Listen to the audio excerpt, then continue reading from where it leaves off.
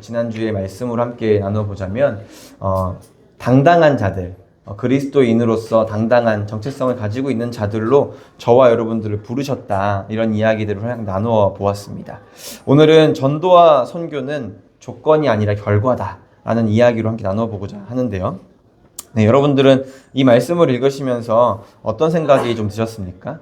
저도 전도에 대한 생각들이 좀 들었는데 전도의 방법에 대해서도 여러분들이 알고 계시리라 생각이 됩니다. 전도의 방법에는 몇 가지가 있습니다. 근데 그것을 많은 전도의 방법들이 있겠지만 두 가지로 나누어 보면 이렇게 됩니다. 한 가지는 관계 전도이고요. 두 번째는 무관계 전도입니다.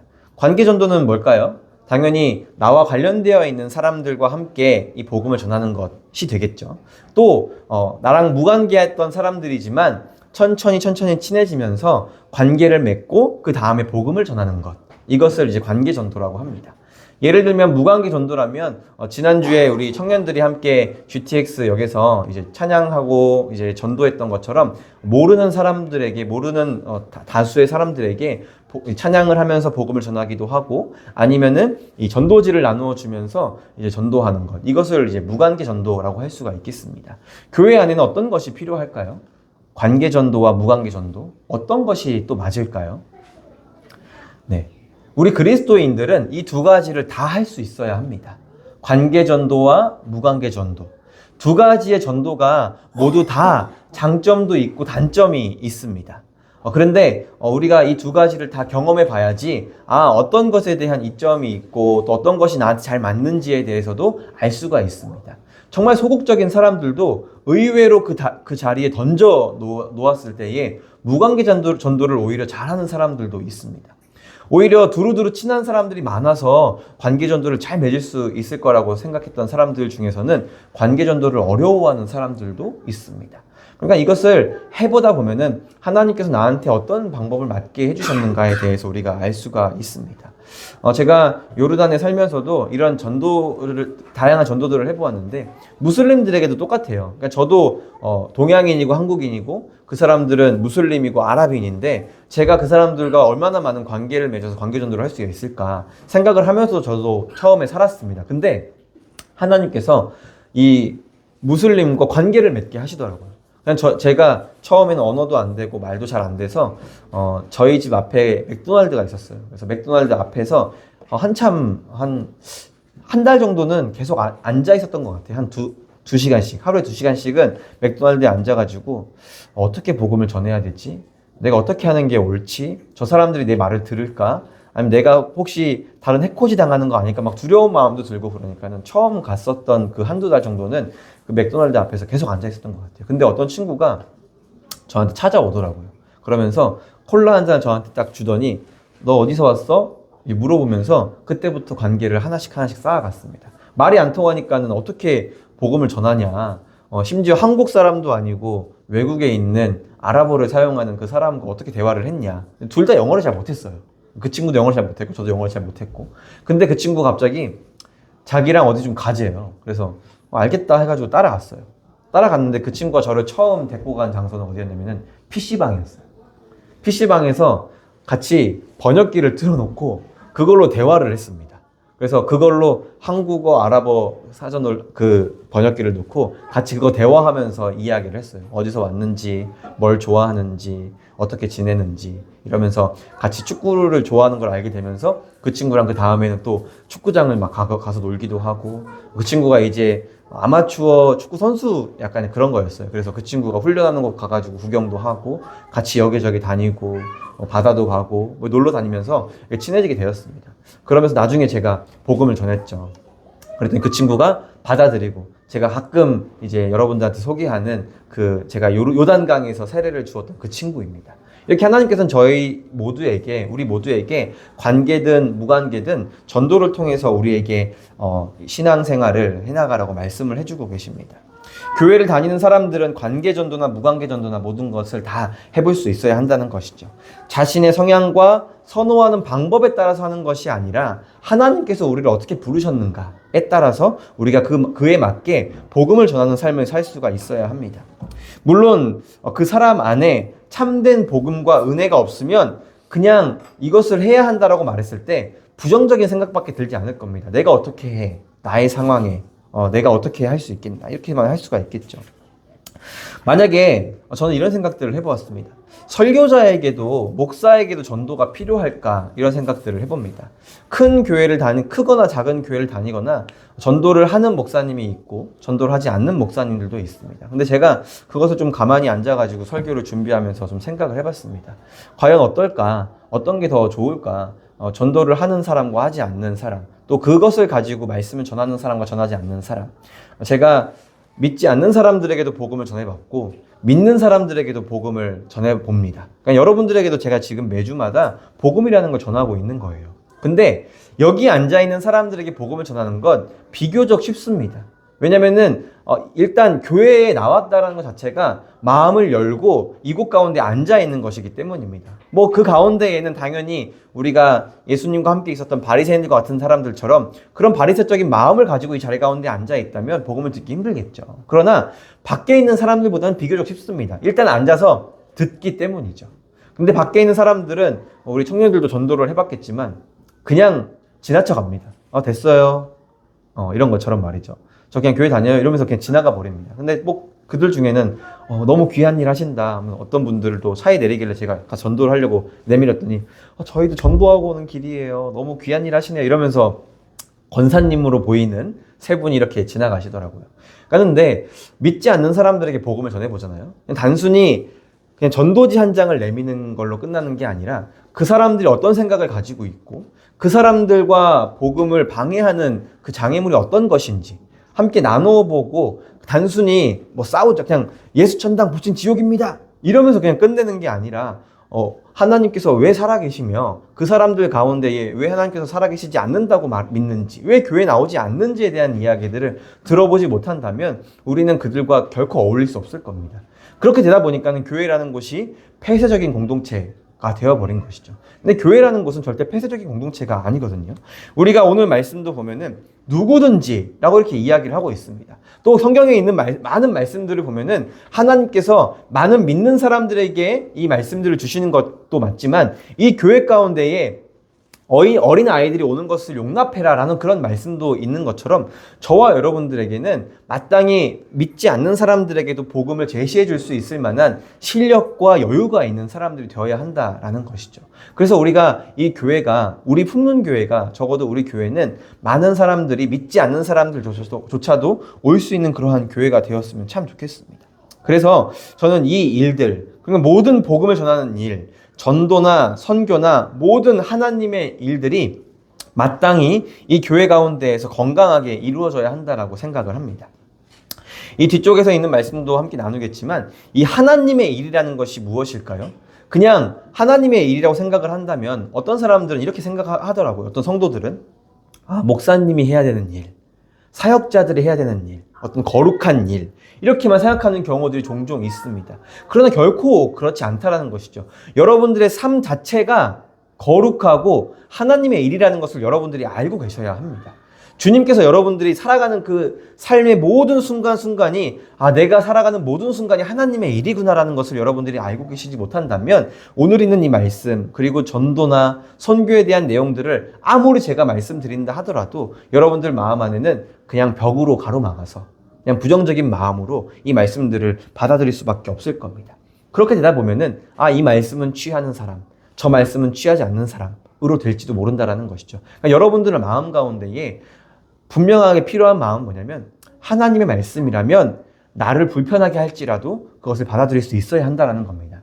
제가 아마 교리특강 수요일마다 하는 그 자리에서 이 말씀을 전했던 것 같은데 우리가 하나님의 말씀을 받을 때 있잖아요. 우리에게 필요한 자세가 있습니다. 어떤 자세냐면은 이 말씀을 듣는 것이 내 마음을 불편하게 하는가 아니면 잘못된 말씀인가 이것을 여러분들이 구분할 수 있으셔야 합니다.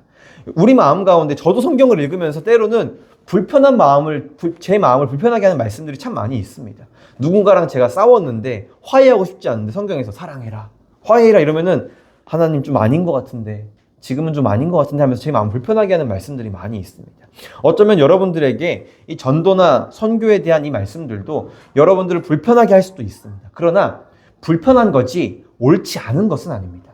우리가 옳은 말씀이지만 나를 불편하게 한다면 누구를 바꿔야 될까요? 내 마음을, 내 생각을 바꿔야겠죠. 나를 불편하게 하면서도 그런 말씀이라면 저한테 오셔서 따지셔야 합니다. 성경적으로 이게 옳으냐 하면서 말이죠. 그래서 우리에게 실력도 필요한 겁니다. 함께 다시 한번 우리 로마서 본문에 있는 말씀을 보려고 하는데요. 10장 13절부터 15절까지에 있는 말씀, 그리고 16절과 17절에 있는 이 말씀은 이 두 가지로 나눠서 우리가 볼 수가 있습니다.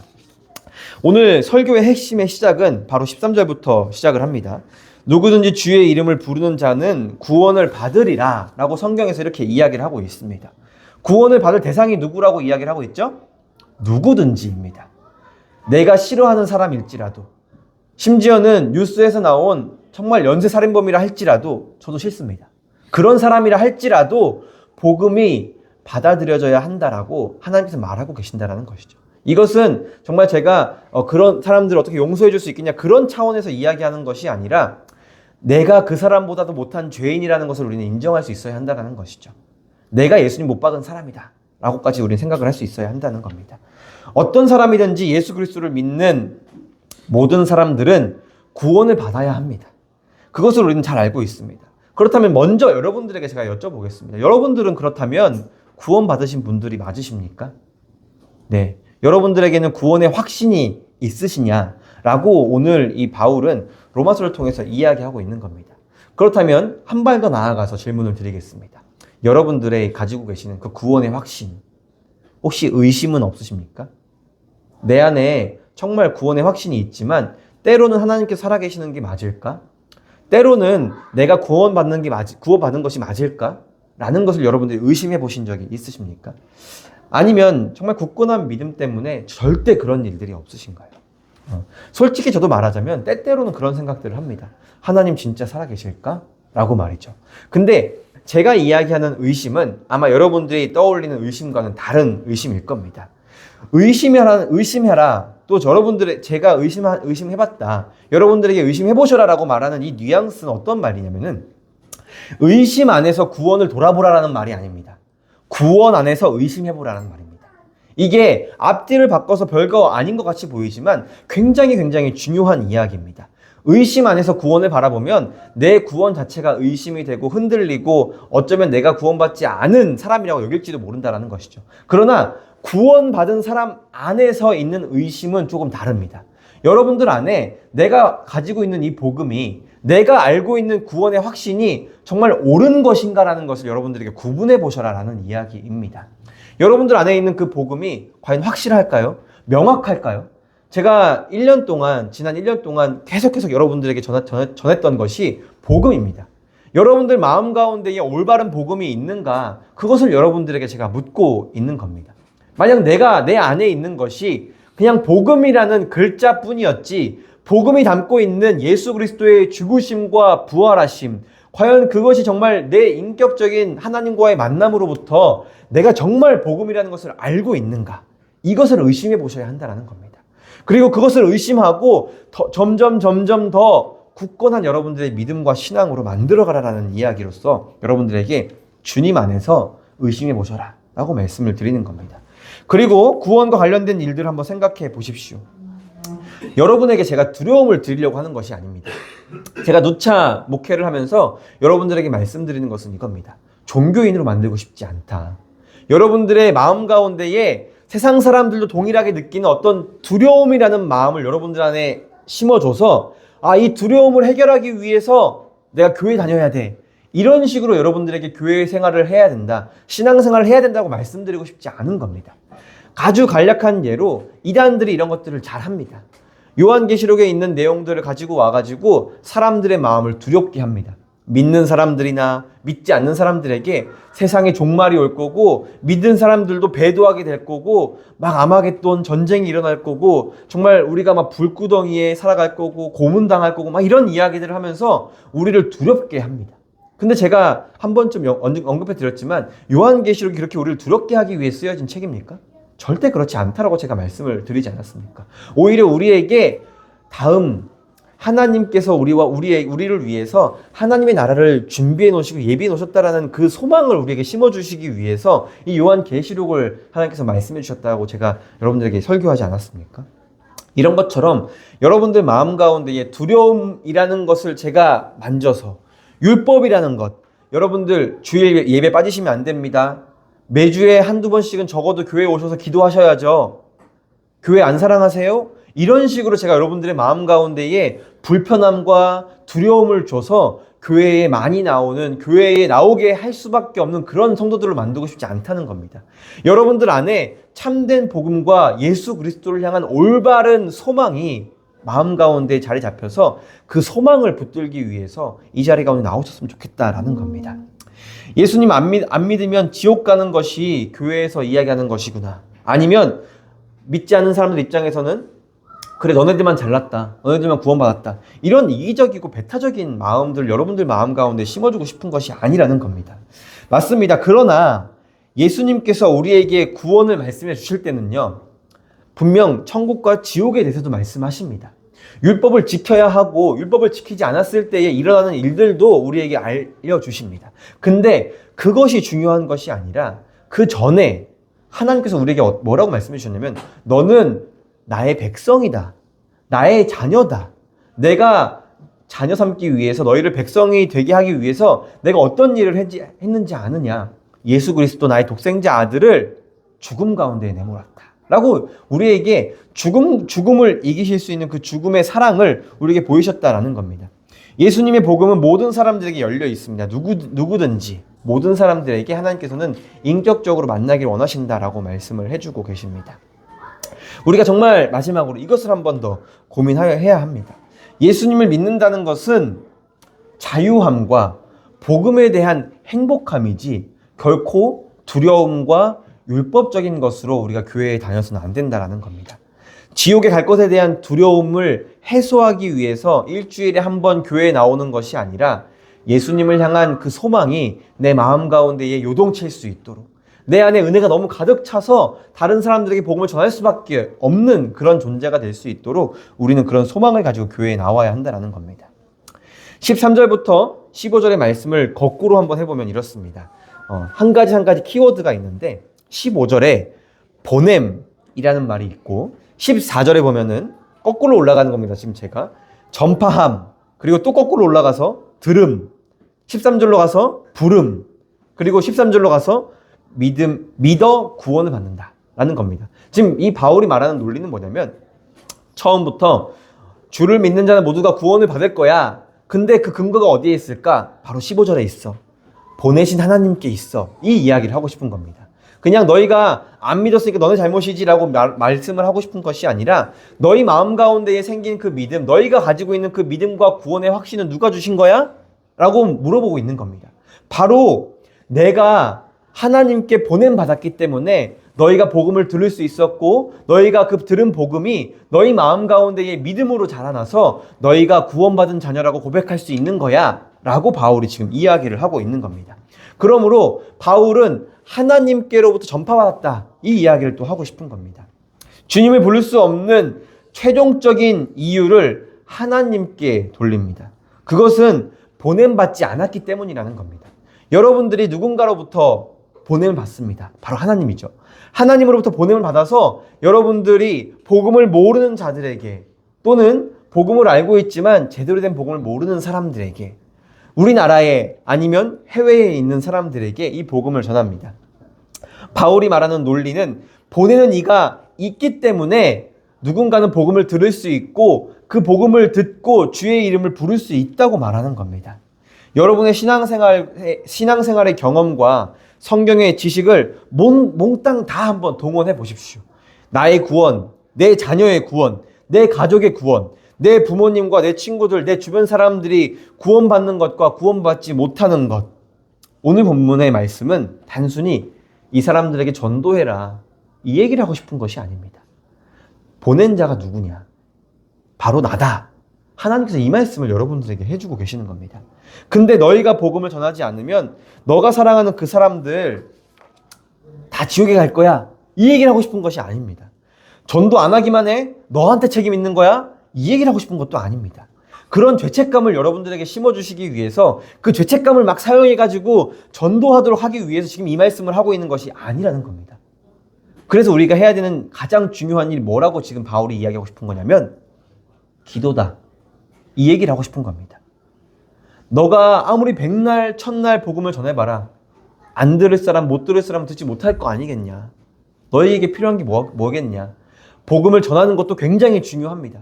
그러나 제가 수많은 선교사님들과 교제하고 저도 선교지에서 살아봤지만 결국 중요한 거는 기도더라고요.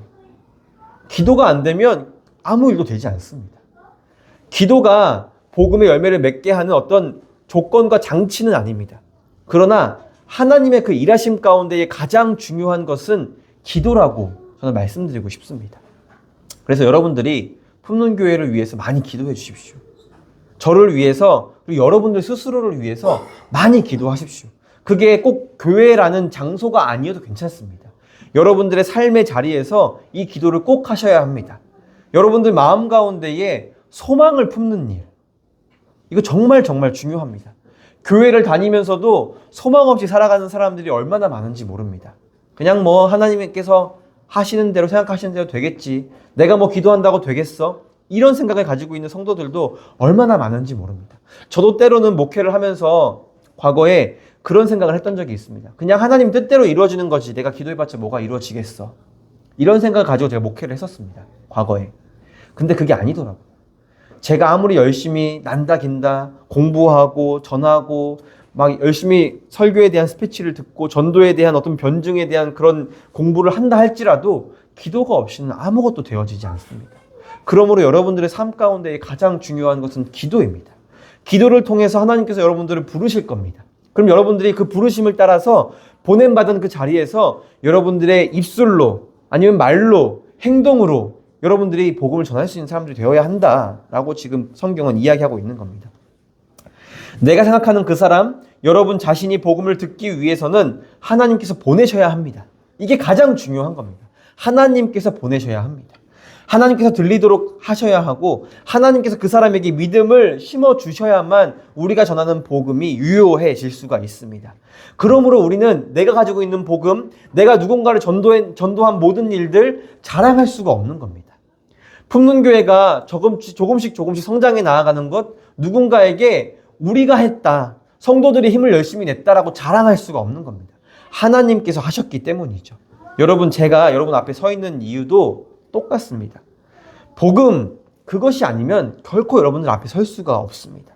석학 중에도 석학이고 박사이고 정말 많은 것들을 알았던 바울도 뭐라고 이야기합니까?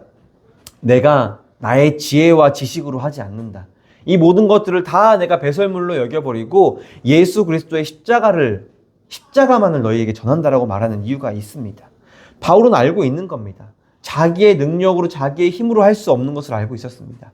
자기의 생각으로는 자기의 인생으로는 자기 자신조차도 하나님을 믿지 못한다라는 것을 바울은 잘 알고 있었습니다.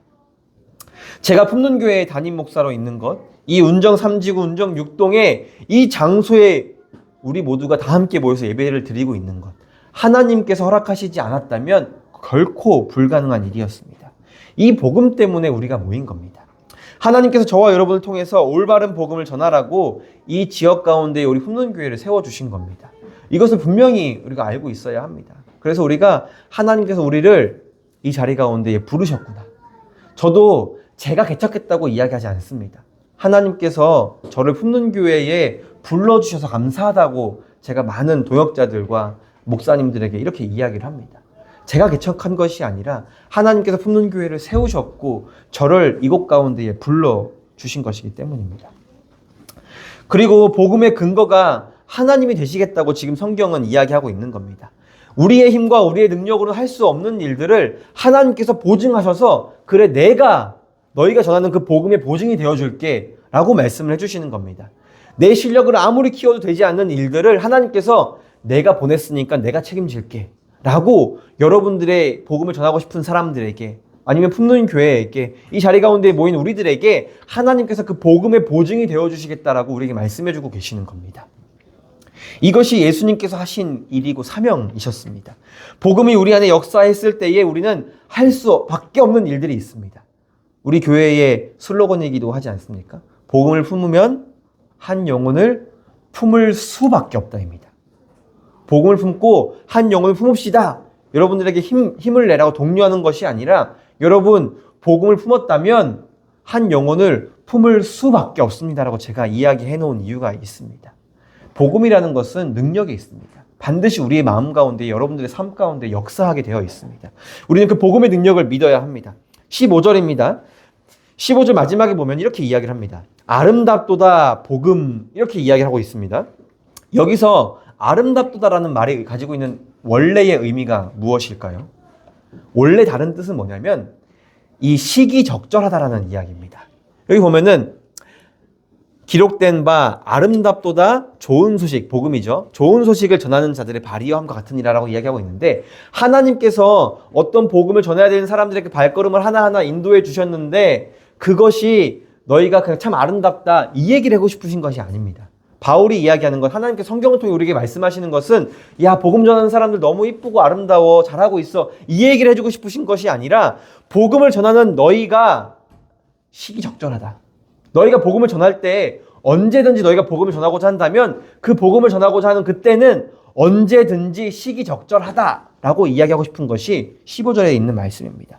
그러니까 이 시기는 항상 언제든지 여러분들이 누군가에게 복음을 전하고 싶은 마음이 불러 샘솟아 이렇게 올라온다면 그때가 바로 시기적절한 때다라고 성경은 이야기하고 있는 겁니다.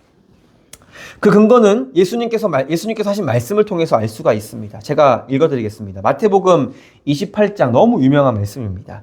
네, 제가 읽어드릴 테니까 한번 귀를 기울여 보십시오.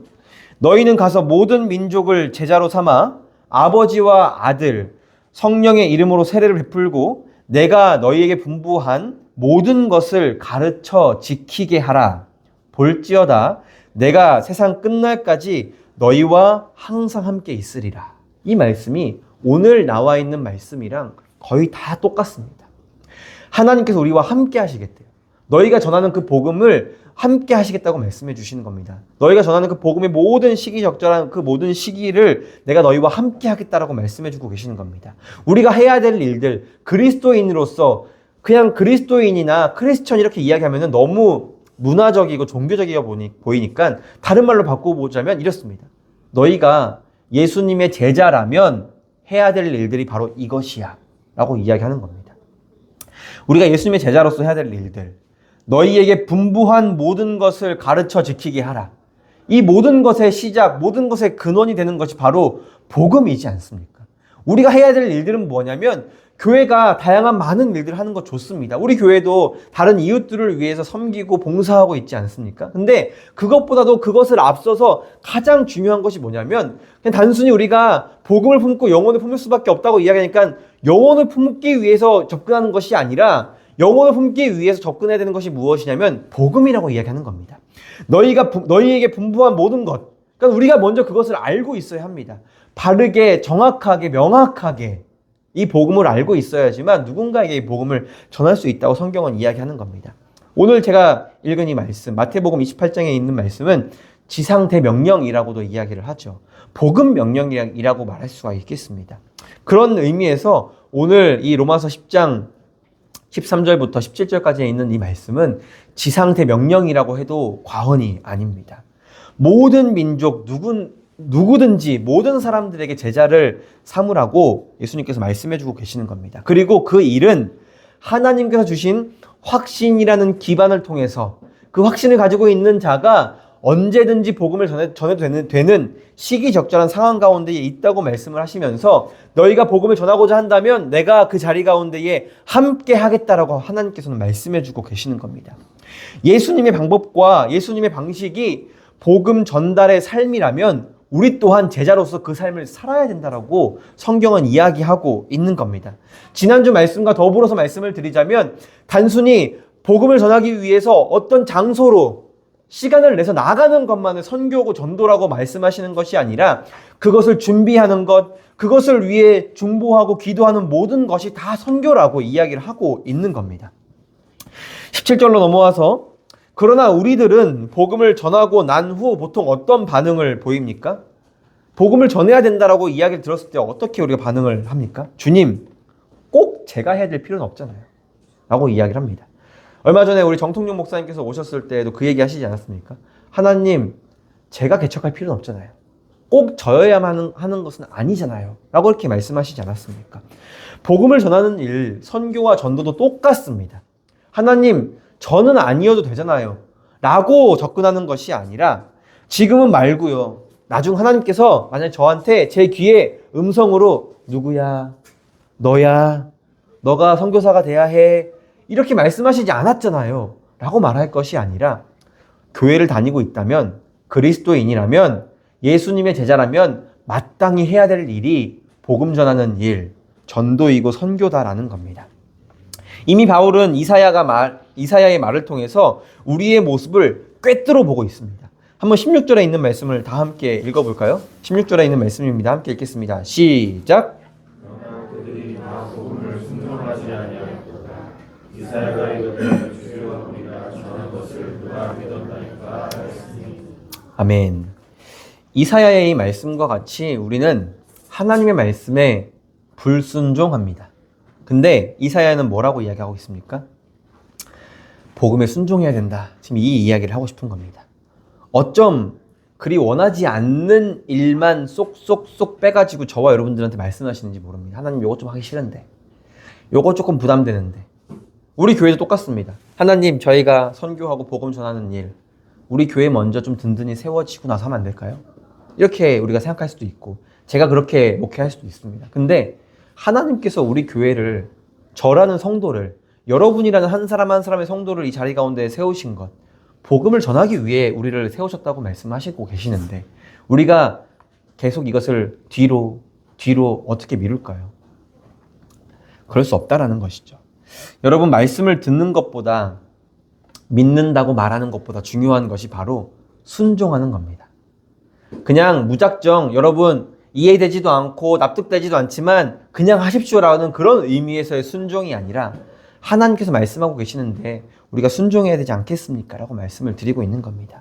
이미 로마서에서는 5장에서 이미 이 이야기를 했습니다. 한 사람의 불순종으로 많은 사람이 죄인 되었고 한 사람의 순종으로 많은 사람이 의인이 되었다고 성경은 이야기를 하고 있습니다. 이렇게 순종과 불순종과 함께 동일선상에 두는 것이 무엇인지 아십니까? 영생과 영멸입니다. 여러분들 마음 가운데에 순종하는 마음이 있어야 하는 이유, 우리의 삶 가운데에 우리에게 영생을 주시기 위해서, 저와 여러분을 통해서 누군가에게 영원한 삶을, 하나님의 나라를 제시하시기 위해서 지금 이 순종을 우리에게 요구하고 계신다라고 성경은 이야기하고 있는 겁니다. 하나님의 말씀을 아는 것뿐만이 아니라 아는 것을 넘어서 순종해야 된다라고 성경은 이야기하고 있습니다. 우리는 복음을 전하기에 가장 적절한 시기를 살아가고 있습니다. 오늘 이 순간도 말이죠. 제자를 삼아야 합니다.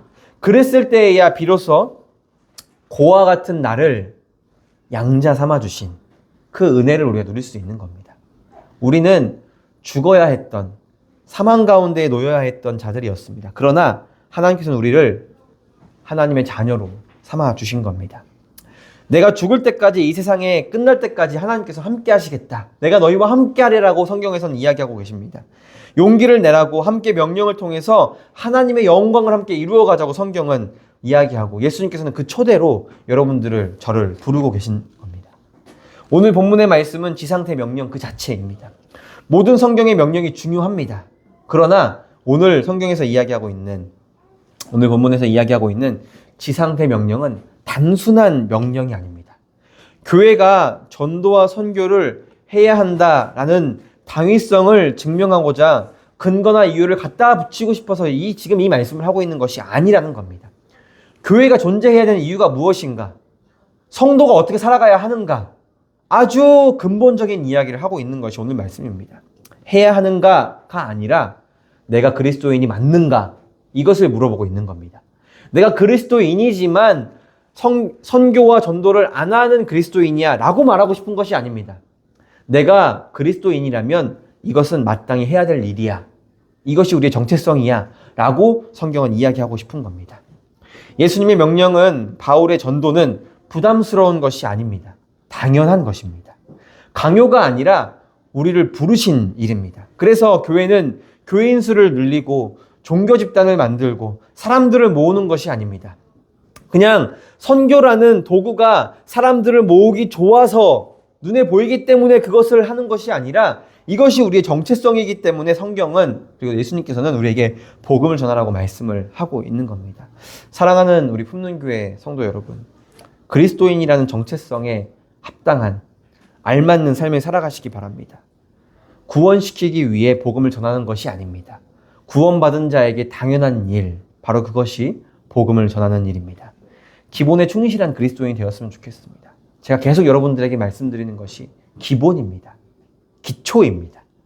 우리가 집중해야 되는 것은 바로 그리스도인으로서의 정체성을 먼저 회복하는 겁니다. 그 정체성 안에 어떠한 내용들이 담겨 있는가, 그것을 다시 한번 여러분들 안에서, 구원 안에서 한번 의심해 보십시오. 내가 올바른 구원을, 올바른 복음을 가지고 있는가.